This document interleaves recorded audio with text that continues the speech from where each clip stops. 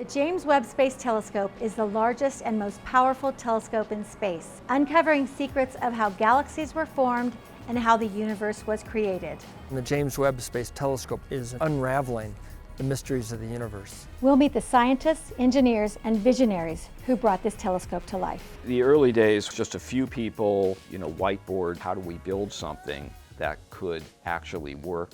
We're on a mission to unlock secrets from the deepest, darkest parts of the universe. We can actually see light that was emitted more than 13 billion years ago. We're literally traveling in time. It took so much ingenuity, collaboration, and dedication to design and develop this telescope. I can't wait to see what we discover. Being a part of something bigger than yourself, that is really why I did this. It's time to go behind the wings. This is going to be cool.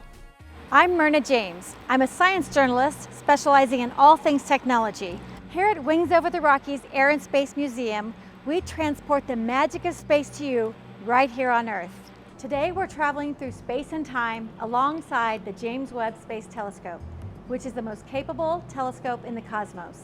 Using infrared technology and a revolutionary segmented mirror, Webb can gather 6 times more light than the Hubble Space Telescope.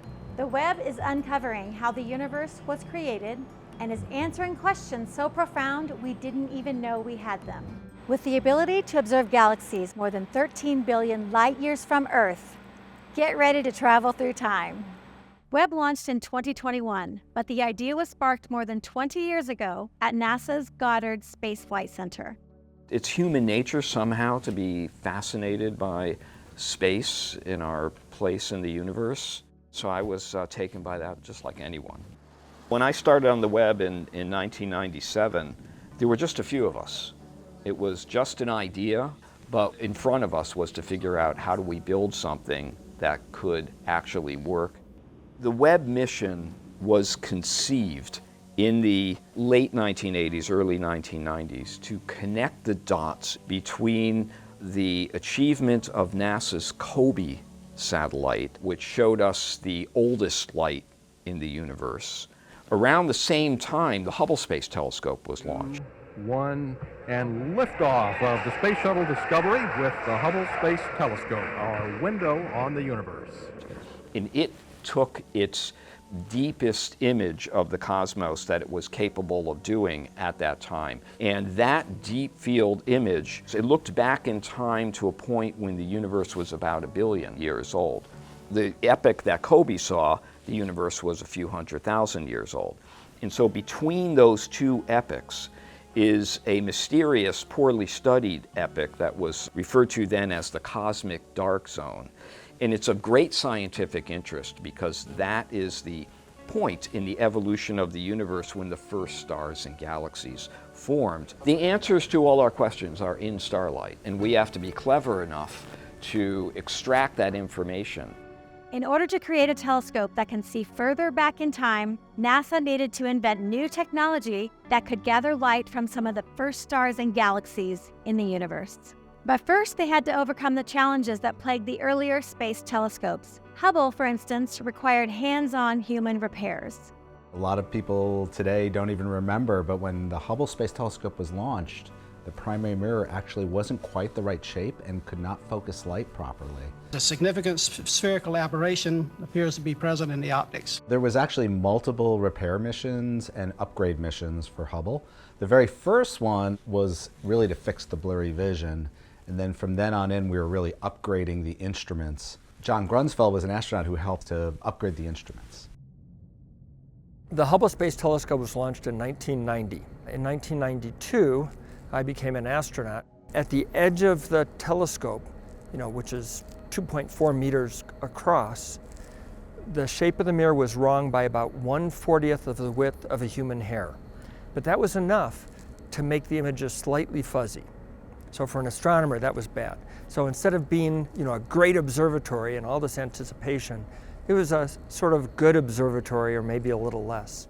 As an astronomer, going to the Hubble Space Telescope is kind of the holy grail of an astronaut's mission. I had the, unbelievable fortune of being able to go up 3 times to the Hubble and do all kinds of repairs and upgrades to the telescope, such that now Hubble's coming up on its 33rd birthday on orbit, and everything's working, and we're still doing incredible science. So you were actually able to get inside the telescope here. Yep. Now clearly this is just a model. The real telescope is 5 times bigger, about the size of a tour bus. And what you can see is that the telescope has handrails that we could use to climb around the telescope, but more importantly, it was designed to be modular, to be fixed, not only to put in new electronics, but to put in new scientific instruments. And so we were able to open these doors on orbit. I was able to climb inside the telescope to take out the old scientific instruments and put new ones in. And so you can see this opening was big enough even for my spacewalking partner, Steve Smith, who's about 6'2", in his spacesuit to fit inside. So you did 8 spacewalks. Does it ever get old? I wondered during training whether I would ever get tired of getting into the spacesuit and going into the big pool we call the neutral buoyancy laboratory. I've spent hundreds and hundreds of dives in the spacesuit practicing, and even that's not old. 8 spacewalks, everyone is just spectacular and magical. I was on the end of the robotic arm, moving back towards the Hubble Space Telescope, when all of a sudden I thought, is this real? I just can't believe that I'm here out in a vacuum in my spacesuit with the Hubble Space Telescope orbiting the Earth, going 17,500 miles an hour. It was kind of silly, but I just reached out with my index finger, and touched the Hubble to make sure it was real. And then, of course, it was, all work from then on. So the ability to upgrade the Hubble on orbit is one reason that it's still so productive and still up there after 33 years. And that's not true about the Webb telescope. It's actually about 1 million miles out. The James Webb Space Telescope is an infrared observatory. That's light from heat. And so we have to put the James Webb Space Telescope really far away from the Earth so that it wouldn't see the Earth's warmth. But that has a downside. It's too far away. It's 1 million miles from Earth. So the James Webb Space Telescope is high stakes that we can't go fix it. And so a lot of effort was put into making sure that it would work the first time.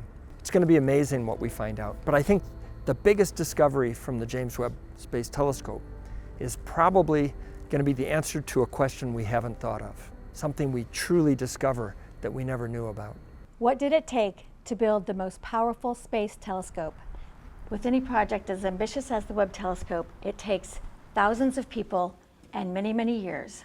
For some of them, their entire career was riding on its success, and it actually went perfectly. Webb was primarily built, engineered, and designed at Northrop Grumman Space Park. The components were manufactured in laboratories across the globe, then were sent back to the Space Park campus for assembly. The telescope itself and all the components came from different places across the US and across the globe. And over behind me, that's where we did all of the engineering work to come up with the design, to come up with the ideas of how we were going to put it together, etc. So Charlie, why are telescopes so important? What made Galileo think he needed to make a telescope is to go see the things that we can't see with our naked eye. So we call it a telescope, but it's so much more than that.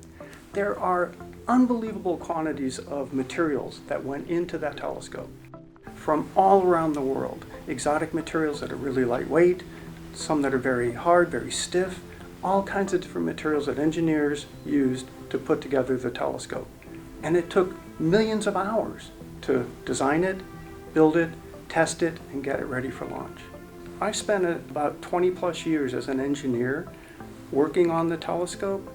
Now it's time for the scientists to use it for 20 plus years, to make new discoveries, to find out things we don't know yet.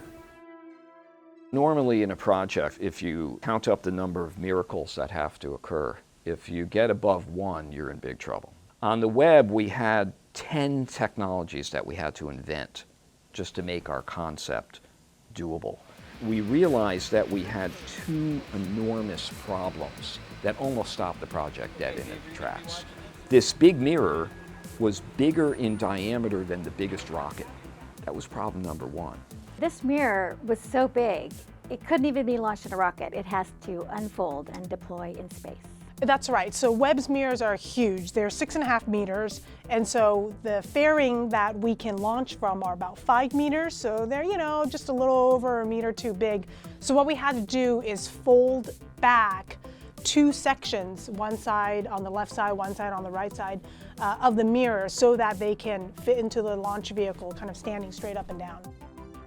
Problem number 2 is that to build an infrared telescope, the telescope has to be very, very cold, because everything above absolute zero emits infrared light. If we didn't make the JWST cold, it would be blinded by its own infrared emission. How cold do we have to make it? Really, really cold, almost minus 400 Fahrenheit. The JW Sunshield has an SPF of more than 1 million. If you had it on the beach, you would be very well protected, and it enables the Webb to achieve this low temperature. Most telescopes have a sun shield of sorts. What you're probably more familiar with are barrels around a telescope. That eliminates light from entering the telescope that's not exactly on axis. That's what the sun shield on Webb was trying to do. And so the way that it works was, if this light over there is the sun, and I want to look at the dark of space, the sun shield was always shielding the light from the telescope, so my eyes in this case, so that I never see the sun and I can look the other direction into the darkness to look at the first stars and galaxies. From its sun shield, which is the size of a tennis court, to the primary mirror, which is 21 feet in diameter, the Webb telescope is an engineering marvel. Engineering is an empirical science. You have to build prototypes, test them, see what went wrong, build more prototypes, and so forth. And on the Webb, we were able to do all of that. One of the things that makes our work difficult is that we have to work in these very, very clean environments, wearing special garments. And this is one of those clean rooms. This is really one of the largest rooms like this in the world. You can see the people are wearing these white suits called bunny suits, and that's because the dirtiest thing in these rooms is the people. The number of people that can be in the room at any one time is limited. It's cleaner than the medical operating room. This whole brown wall is a giant HEPA filter. So the air is constantly flowing horizontally in this room through that filter. The goal is to remove every single particle in the air that can get into the hardware. The James Webb Space Telescope is not like the Hubble, which could be repaired in orbit, because it's 1 million miles out. When the scientists launched Webb, they had one shot to get it right. So they implemented, of course, extensive testing before it ever left the ground. The testing is as important as the flight, and so it becomes a constraint on the design. Every element of design we have to include how will we test that? What hardware do we need to test it? We call it ground support equipment, or GSE. So this is one of the payload areas at Goddard where we're testing spaceflight hardware. And much of the testing we do is done in space simulation chambers that simulate the vacuum and temperature of space. And so these large objects are space simulation chambers where spaceflight hardware is being tested, as we speak. These are giant vacuum chambers that simulate the vacuum and temperature and overall environmental conditions of space.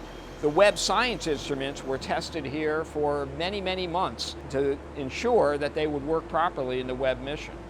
And so to do testing, we have to simulate the environment as best we can here on the Earth. In addition to making sure that the hardware will work in space, we have to make sure that it can survive the rocket flight into space. So we typically have to simulate that as well.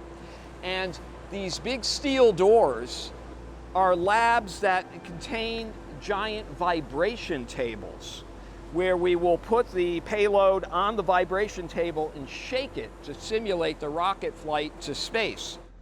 And we were able to do all of the testing that we needed to do to be confident that this enormously complex thing would actually work. Once it was built, the big question was, can it successfully be launched? Okay. Being in the Mission Control Center with 100 other people that had also poured their hearts and souls into this telescope, the launch was nerve-wracking, to say the least. There still were some risks. You know, we had a lot of single-point failures to overcome. It was also very celebratory because we did have a lot of confidence in our partners at Arianespace to get us up into orbit safely. From Jean-Luc Voyer, all systems are go. We're inside a minute now, and the command will be issued to ignite the solid rocket boosters. The James Webb Space Telescope will be on its way. And we have engine start. And liftoff. Décollage, liftoff from a tropical rainforest to the edge of time itself. James Webb begins a voyage back to the birth of the universe. Back in the Mission Ops Center in Baltimore, we were kind of like, okay, get to work. It's now our time. So we still had 6 more months of deployments and commissioning to get this thing to do what it's now doing and exceed expectations. The successful launch, that was just the beginning. And now we've turned it over to the science teams to find out what they can with our data. There's no one better to talk to about what goes on with this telescope than Kenny McKenzie. I had an 8th grade social studies teacher. Her name was Krista McAuliffe. She perished in the Challenger disaster and kind of motivated me to enter the space business. I entered in 1984. I've spent a lot of time with a lot of different missions, but beyond all that, this is the most exciting one so far. Basically, we're on the campus of Johns Hopkins University. This is the Muller Building. It's the home of the James Webb Science and Data Processing Center, and now Mission Control for James Webb. During the commissioning and instrument activation phase, both of these 2 rooms are completely full with probably 100 engineers at any one time. So in this room is where the deployment of the mirrors was commanded, really. We conducted all of the deployment activities from solar array deployment, which was the primary and most crucial deployment that we had to do for us to have power. So the solar array has to come out. If you don't have a solar array, your mission is basically done. So that was a very exciting, very positive start to our mission. What was the mood in the room at that time? It was very, very nervous, of course, as you would fully expect. People were on their feet. Everybody had a job, and we all worked very well together, and we were able to deploy it perfectly. And we have a fully deployed JWST observatory. Yes. After 30 days, we were elated. I mean, we were tired, but we were elated. We had another 5.5 months to go with all the instrument commissioning activities, but we felt comfortable that all the subsystems were working, the communications were good, beyond all reasonable expectations, worked as, as designed. That's incredible. It was very incredible. It's really just the beginning of a whole new era. We're still a baby. We've been up on orbit for just over 12 months. We continue to explore and develop and uncover amazing items. It's a good time to be part of the Webb program. Okay, this is the real-time screen of what's happening. Yeah, depicted on this screen basically is the view of the observatory as it sits in space. We use the Deep Space Network, which is 3 different complexes located geographically around the world. It gives you a visualization of where this observatory and the telescope are pointing. So scientists from all over the world are so excited about this data. How do they use it? For each program, it looks at a different part of the sky, and the longer you stare, the more light that you're actually going to receive. Some of these observations may be, in the order of 2 or 3 hours, and some are up to 20, 25, 30 hours. So where are we in the process of getting this data? We're at the tip of the iceberg. We were very successful in conserving fuel, so we anticipate having a 20-year fuel budget, which will allow us to do imaging and so forth, as long as the instruments are able to allow us to take data. Over here is actually one of the main places that we align the telescope from. And up here you can see, we call it the commissioning flow. These are all the steps that we did to align the telescope over about a 3-month period. As we went through the entire process, we X'd them all out.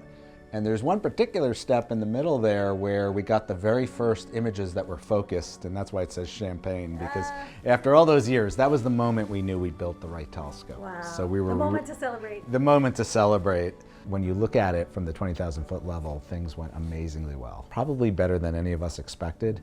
And the thing that was really special is that when we got to the final performance, it's almost performing twice as well as we expected. So why is this so important to you, Lee?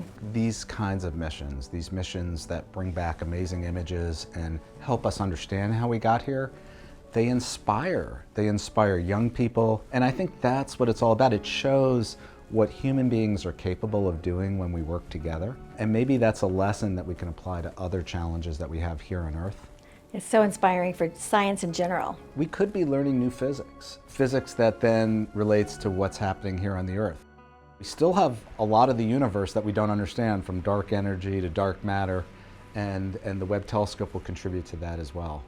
It's been a little over a year, and of course, we've come really far in terms of how well it's performing, getting it operating. But from a science perspective, we're really just getting going. From now on, every field is a deep field, and that's sort of the way it's been. This is going to be a very exciting few years, maybe some of the most exciting few years in the history of understanding our universe. The telescope is built, deployed, and the science is rolling in. The data is epic. So you were the principal investigator for that first batch of images. How were those images received by the public? It was a very interesting process. It took us years to prepare for this. And of course, we had this task of demonstrating to the world that this $10 billion observatory was worth it. Right? That we could produce something that anybody would look at and say, wow, this gotta be making amazing science. And that included producing these beautiful color images. And so, of course, we were worried about that. We were nervous. Can we actually do that? We didn't know what the images would look like. This is such a new observatory with such new capabilities that we could try and predict what we would see, but we couldn't really predict it. And all the data that the observatory takes really is the property of the world. And so eventually it all becomes public, and anybody can download the data. You don't even have to be a scientist to download the images and look at them. So Klaus, you saw the first images as they were coming down from this telescope. Right, I saw the first color images, the first science images that we took, the ones you've seen. For example, the cosmic cliffs or the first deep field. The primary feeling I had was really of loneliness, because the first image came down, was sort of late at night. I didn't download it here in the office, I actually downloaded it in my basement at home. So I was sitting there this evening in my basement all alone, and I was looking at this image of the deepest view of the universe that anybody had seen. And it was profound loneliness because I couldn't share it with anybody. So the colors are gorgeous. And what do they mean? So the colors mean something physically. So when we pick a filter, what that does is it actually picks out a signature of a specific molecule or a specific element. So here I have pulled up an image that uses a filter that sees organic molecules.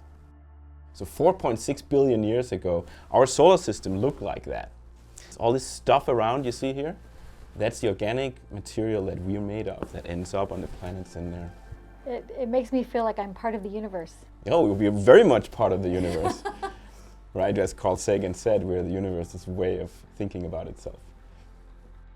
So we're starting to get this data now. Is it creating more questions than answers? Oh yes, it's creating more questions than answers, absolutely. And I think that's where we want to be. Right? If we are starting to run out of questions, we're not doing something right. That's not how science works. We want to answer questions, but we want to make more questions than we have answers. There'll be future telescopes because we need that to answer all those new questions we have. You and so many people have dedicated their careers to this project. How does it feel now that it's up and it's running so well? It's performing better than expected across the board. And that is true in terms of its lifetime expectancy. Its optical performance is about a factor of 2 better than the expected performance.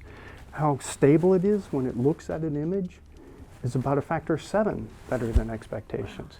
So yeah, it's incredible to see how well it's performing up there. One of the great things about science is that we learn new things. And often those new things that we learn overturn a previous idea.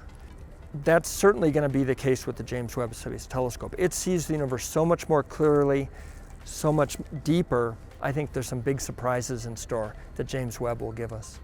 The Webb is giving humanity its very first high-definition view of the infrared universe, and the view is fantastic. The great thing that I took away from Webb and being part of this project is helping to build something that fundamentally contributes to humanity's knowledge. My dream is to continue trying to do hard things. I love the idea that I've gotten to work with a team that has enabled the science classes that my kids will take aren't going to be the same science classes I took. That's very exciting. Building the first segmented space telescope, this is sort of like landing on the moon for telescopes in a sense that it's the first of a kind. But a segmented telescope is scalable. We can build bigger and bigger. And then after that, we can think about assembling telescopes that are made up of segments like this. And that's what we're going to need someday if we want to take an image of a planet just like Earth around another star in high definition. The Webb telescope is the first step on that journey. With its successful launch and deployment, Webb is expected to support scientific observation for about 20 years, unveiling the secrets of the universe, one discovery at a time. All of us at Wings Over the Rockies Air and Space Museum look forward to uncovering more mysteries beyond our planet and sharing them with you. We'll see you next time on Behind the Wings.